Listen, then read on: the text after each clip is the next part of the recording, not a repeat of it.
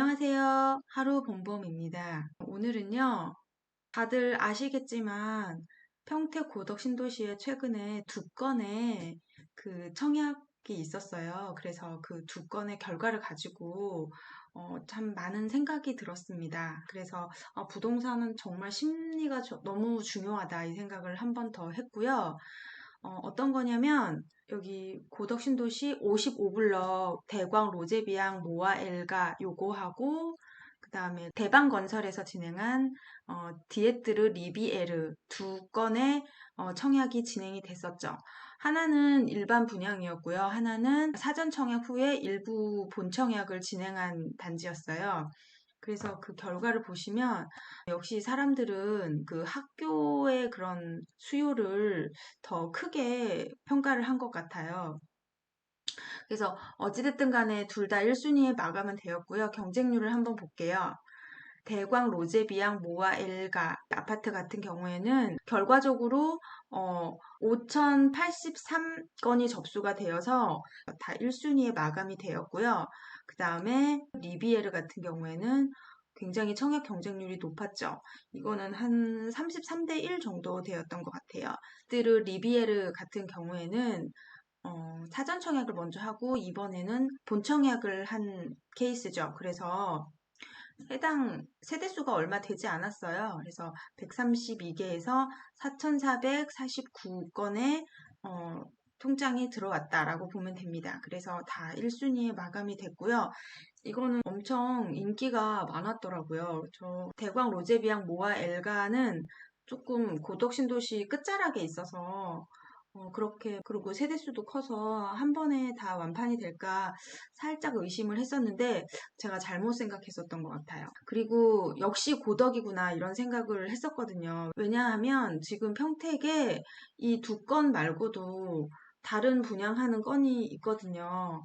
보시면 최근에 여기 포레나 화양 보이시죠? 여기는 고덕 신도시는 아니에요. 평택에 있긴 한데 여기는 화양지구에 있는 여기도 굉장히 입지가 나쁘지 않거든요. 근데 여기는 경쟁률이 이렇게 미달이 되었습니다. 그 접수가 뭐 이렇게밖에 들어오지 않았어요. 그래서 여기 그리고 최근에 고덕신도시는 아니지만 고덕신도시 쪽 꽤 가까운 곳이에요. 여기 평택 석정공원 화성 파크드림이라는 단지도 분양을 했는데 그런데 여기도 이렇게 미달이 됐어요. 근데 여기는 조금 분양가가 그 당시에 제가 봤을 때 조금 비싸더라고요. 그래서 공원을 이렇게 메리트로 해서 광고를 많이 하기는 했는데 미달이 되는 그런 결과가 나왔습니다. 이런 걸 봤을 때 요즘 전국적으로 미분양이 쌓여가고 있고 경기가 좋지 않고 부동산이 거의 빙하기 수준이라고 많이들 언론에서 얘기하는데 이렇게 구석구석 보면 되는 곳은 되고 안 되는 곳은 안 되고 또 평택 안에서도 고덕은 어느 정도 선방을 하는데 다른 지역들은 굉장히 힘들어하고 있는 모습을 보이고 있어요. 근데 저는 개인적으로 여기 화양지구 여기도 되게 입지가 나쁘지가 않거든요. 근데 고덕보다는 조금 발전 속도가 느리고 또 고덕하고는 거리가 있기 때문에 조금 더디지 않나. 그리고 지금같이 이런 부동산 빙하기에서는 분양을 하면 좀 이렇게 그 여파를 아주 심하게 받고 있는 거다라고 이렇게 생각을 합니다. 그래서 역시 평택에 있는 고덕 신도시는 어떻게 보면 평택의 강남이다 이렇게 저는 생각을 해요. 그래서 고덕에 살지 않고 있는 평택 분들을 만나면 다들 본인 집을 정리를 하고 고덕으로 들어오고 싶어 하세요. 그래서 언제 고덕에 들어가면 되냐, 많이 떨어졌냐, 그런 거 엄청 물어보시거든요. 그만큼 심리가 있고, 만약에 부동산이 상승기로 돌아선다면, 이런 심리를 봤을 때 굉장히 많이 오를 것 같다라는 이런 생각이 들었습니다. 그래서 제가 오늘 유튜브 제목도 청약 불패, 역시 고덕, 뭐 이런 식으로 정해봤거든요. 이게 전혀, 오버하거나 무리가 되지 않는 제목이라고 저는 생각을 하고요. 전매 제한 기간 6년과 의무 거주 기간 3년이 조건이 붙어 있는데도 이렇게 청약 통장을 아끼지 않고 던졌다는 거는 그만큼 전매 제한과 의무 기간이 다 지나도 가치가 있다라고 생각을 하시고 들어오신 것 같아요. 그래서 이번 이 두 건의 분양을 통해서 고덕이라는 입지가 더 좀 공고해지는 게 아닌가라는 그런 생각이 들었습니다. 그래서 뭐 청약에 실패하신 분들이나 아니면은 뭐 내가 집이 있어서 좀 자격이 안 되시는 분들, 그러신 분들이 많이 문의를 해오세요. 어떻게 하면 되고 거래가 가능한 아파트가 어떤 게 있는지 그런 걸 물어보시는데, 그래서 좀 그런 거에 대한 안내를 좀 드려볼까 해요. 지금 고덕신도시는 2019년에 입주를 해서 순차적으로 1단계, 2단계, 3단계 이렇게 개발이 진행이 되고 있습니다. 그래서 지금 2단계 아파트 같은 경우에는 내년부터 시작해서 올해, 뭐 내년 이런 식으로 순차적으로 입주가 되고 있어서 사실 지금은 전매 제한에 묶여 있어요. 2단계 아파트가 바로 여기거든요. 여기 이렇게 공원 아래쪽으로 이렇게 펼쳐져 있는 요것이 2단계 아파트인데, 뭐 요번에 분양한 55블럭이나 46블럭도 여기에 위치해 있죠. 여기 46블럭이 위치해 있고, 그 다음에 55블럭은 여기에 있죠. 그래서 여기는 실질적으로 일반 거래는 되지 않고, 지금 일반 거래가 될 수 있는 곳은 2019년도에 입주한 그 1단계 아파트들이에요. 그래서 이쪽에 보시면 여기 있는 사람들은 여기를 파자풍신이라고 부르거든요. 여기 파라곤, 그 다음에 자연앤자이, 제일풍경채, 신한인스빌 이렇게 4개의 민간 아파트가 들어와 있는데, 이렇게 앞글자를 따서 1단계 아파트들을 이렇게 부르고 있어요. 어쨌든 이 아파트들이 지금 전매 기간도 다 끝났고, 그 다음에 양도세 비과세 기간도 다 채워서 일반 매물로 나오고 있습니다. 한때는 84제곱 기준으로 해서 국민 평형이 거의 뭐 9억, 10억대를 호가하기도 했었는데, 지금은 가격이 많이 떨어져서 거의 한 6, 7억대 정도의 매물도 나오고 있고 거래도 되고 있어요. 그 중에서 이 파라곤 아파트 같은 경우에는 여기 초등학교를 끼고 있고, 여기 서정리역이 있잖아요. 서정리역이 1호선 라인이거든요. 수원에서 이렇게 쭉 타고 내려오면 바로 내려서 여기 밑으로 내려가면 바로 한정거장 다음은 지제역이잖아요. 그래서 역세권 아파트여서 파라곤 같은 경우에는 굉장히 인기가 많습니다. 그리고 초등학교를 바로 끼고 있기도 하는 장점이 있어요. 그래서 이 넷 중에서는 파라곤 아파트가 가장 대장이라고 하는데, 제가 보기에는 파라곤도 좋지만 제일 풍경채도 괜찮은 것 같아요. 왜냐면 여기는 파라곤보다 세대수도 크고 평수도 33평, 38평 이렇게 2개의 평수가 있어서 평수가 큰 게 있는 아파트들이 가격 상승이 크거든요. 물론 파라곤 같은 경우도 그렇습니다. 근데 제일 풍경채도 파라곤 못지않게 그 정도의 장점을 가지고 있다라고 생각을 하고 있고요. 지금은 동덕초등학교로 아이들이 다 이렇게 큰 길을 건너서 학교를 다니고 있는데, 여기 보이시죠? 여기 고덕초등학교 2024년도 9월 달에 예정이고, 여기 지금 중학교는 내년 3월에 예정입니다. 거의 다 지어졌어요. 그리고 송탄고등학교도 2025년에 이전을 할 예정이어서, 여기가 그 대광 로제비앙 모가 엘가 못지않게 학교가 쫙 들어오기 때문에 여기 제일 풍경채도 저는 향후에 한 2, 3년 지나면 학교를 끼고 있는 아파트로서 굉장히 메리트가 있을 거라고 생각을 합니다. 그래서 사실 저는 데이터를 많이 보고 아파트를 많이 분석을 하는 편인데요. 현재 금리 상태나 뭐 입주 물량이나 뭐 지금 나와 있는 전세 매물의 흐름을 봤을 때는 조금 더 기다려야 되지 않을까 그런 생각을 해요. 근데 심리적으로 봤을 때 아까 그 청약 홈에 들어갔을 때 그런 고덕 신도시에 있는 아파트들이 다 완판이 되고, 그 실질적으로 문의해 오시는 분들의 문의를 보면은 관심이 많고 심리가 살아있다라는 생각을 많이 하시거든요. 그래서 일단은 판단은 본인이 하시는 건데, 어쨌든 지금이 바닥을 다지고 있는 중인 거는 뭐 맞다라고 생각을 합니다. 왜냐면 지금 제일풍경채 같은 경우에는 가격을 보시면 이게 33평형으로 볼게요. 이렇게 그래프를 보시면 많이 떨어지고 있죠. 근데 전세가는 이렇게 올라가는 패턴을 보이고 있습니다. 그래서 매매가가 이렇게 떨어지고 전세가가 올라가니까 사도 되지 않을까? 점점 이 갭이 붙으니까 사도 되는 그런 타이밍이 오고 있다라고 생각을 하고 있는데, 뭐 맞습니다. 그것도 틀린 말은 아닌데, 네이버에 나와 있는 전세 가격을 보시면 제일 낮은 전세 금액이 3억부터 나옵니다. 3억에서 3억 2천 이렇게 쭉쭉쭉 3억 4천 해서 제일 비싼 게 3억 5천에 나오고 있죠. 근데 여기 실거래가 아실 앱에 들어가 보면 이렇게 전세가가 3억 4천, 3억 2천, 3억 5천에 최근 거래된 게 있습니다. 그러니까 실제로 거래된 것보다 나와 있는 것들이 조금 더 저렴하게 나와 있어요. 그래서 전세가가 아직은 반등을 하지 않고 있다라는 생각이 들거든요. 근데 월세를 보시면 월세도 저는 되게 중요하게 보는 게 왜 그러냐면 우리가 집을 거주할 때 매매나 전세나 월세 세 가지 중에 하나는 반드시 선택을 해야 하잖아요.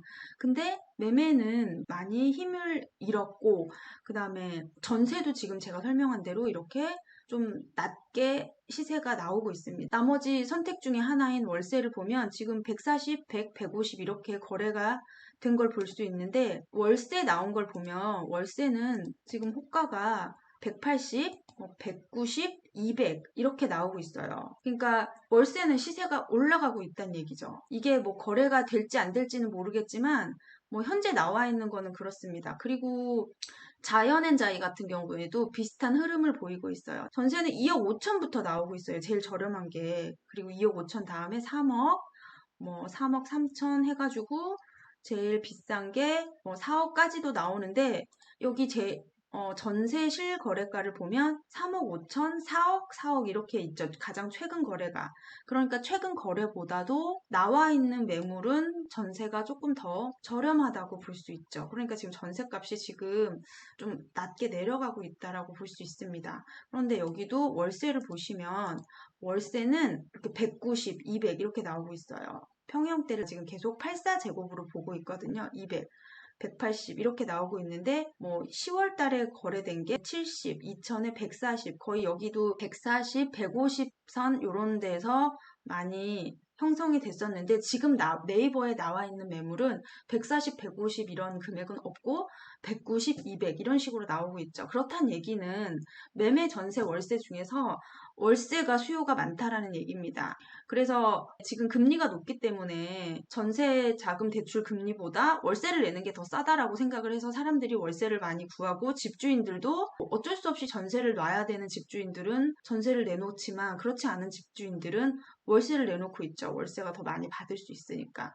그런데 이자가 계속 지금처럼 상승하지 않고 꺾이게 되면 전세자금 대출과 월세를 비교를 했을 때 더 저렴한 쪽으로 임차인들은 선택을 하게 되겠죠.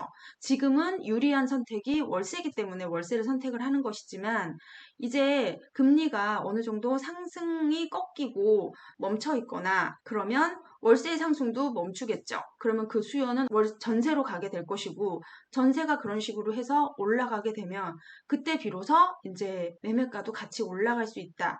저는 이렇게 공부를 했거든요. 그리고 그런 식으로 투자를 여태까지 해왔고 그랬는데 현재 여기 고덕 신도시의 흐름도 그렇게 보여지고 있습니다. 그래서 아직 월세가 올라가고 있으니까 조금 더 기다려야 되겠다라는 생각을 하고 있거든요. 또 그렇게 생각하는 이유가 뭐냐면 공급량을 보는데 여기는 부동산 지인이라는 사이트입니다. 이렇게 여기가 평택시 수요 입주를 나타내고 있어요.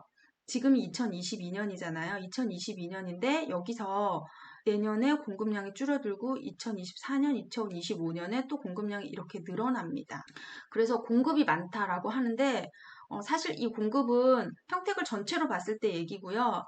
우린 지금 고덕을 보고 있잖아요. 여기가 고덕의 입주 물량이거든요. 지금 여기에 해당하고 있죠. 그리고 내년이 여기 보라색입니다.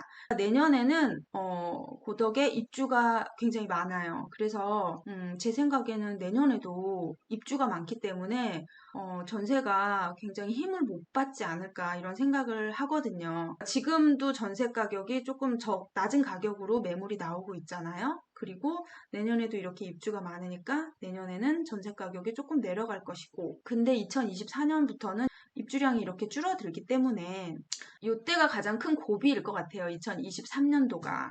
그래서 저는 2023년도에 매수를 하는 게 좋지 않을까라고 생각을 합니다. 데이터상으로 봤을 때는. 근데 어제 그 청약 결과도 보고 하니까 심리가 살아있다라는 생각을 너무 많이 했어요. 그래서 들어올 수만 있으면 지금 거래가 되는 1단계 이 아파트들을 좀 매수를 고려하시는 게 어떠실까 이런 생각을 조심스럽게 해봅니다. 물론 데이터 상으로 봤을 때 가격이 조금 더 내려갈 수도 있다라고 봅니다. 왜냐하면 전세가가 지금 내려가고 있기 때문에 물량도 많고 그렇지만 사람들의 심리가 있잖아요. 이런 거를 요즘에는 다 알고 있어요. 뭐 누구나 다 공부들도 많이 하고 그러기 때문에 이런 게 선반영이 되는 것 같아요.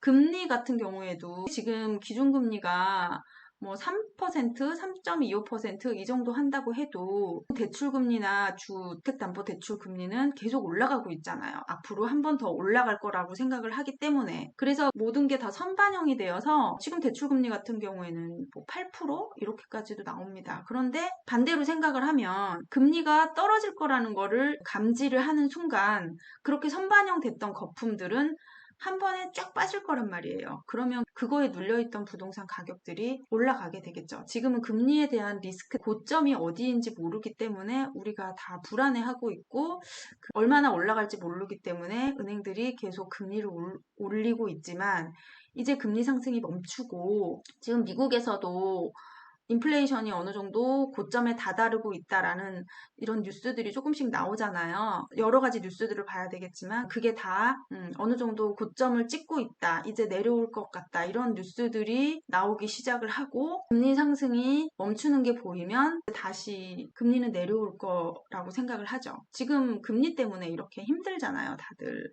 어쨌든 저는 내년 상반기까지는 조금 가격은 회복이 어려울 거다라고 생각을 하는데, 이게 참 부동산 가격을 예측하기가 쉽지가 않습니다.